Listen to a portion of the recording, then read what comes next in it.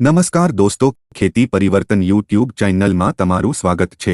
હવામાન નિષ્ણાત પરેશ ગોસ્વામીએ આવનારા દિવસોમાં આવનારા વરસાદી રાઉન્ડ વિશે માહિતી આપી છે। આ લાંબા ચાલનારા અને સાર્વત્રિક વરસાદી રાઉન્ડ દરમિયાન ક્યાં ક્યાં કેવો વરસાદ પડશે અને કેટલા ઇંચ સુધી વરસાદ પડી શકે તે અંગે જણાવ્યું છે। 2 દિવસથી રાજ્યના કેટલાક જિલ્લાઓમાં વરસાદ જોવા મળી રહ્યો છે। જો કે સમગ્ર ગુજરાતમાં વરસાદ નથી। ઘણી જગ્યાએ હળવા તો ઘણી જગ્યાએ મધ્યમ ઝાપટા પડી રહ્યા છે। આવામાં હવામાન નિષ્ણાત પરેશ ગોસ્વામીએ આવનારા દિવસોમાં આવનારા વરસાદી રાઉન્ડ વિશે માહિતી આપી છે। આ લાંબા ચાલનારા અને સાર્વત્રિક વરસાદી રાઉન્ડ દરમિયાન ક્યાં ક્યાં કેવો વરસાદ પડશે અને કેટલા ઇંચ સુધી વરસાદ પડી શકે તે અંગે જણાવ્યું છે। બંગાળની ખાડીનું વેલમાર્ક લો પ્રેશર ગુજરાત પરથી પસાર થતા કેવા વરસાદ પડશે તે અંગે જણાવ્યું છે। 24 થી 25 તારીખથી રાજ્યમાં જે વરસાદ ચાલુ થવાના છે તે એક અઠવાડિયા કરતાં પણ મોટો રાઉન્ડ હશે। સમગ્ર ગુજરાતમાં વરસાદ હશે। ઘણી જગ્યાએ 10 ઇંચ કરતાં પણ વધારે વરસાદ ઓગસ્ટના છેલ્લા અઠવાડિયામાં નોંધાવવાનો છે।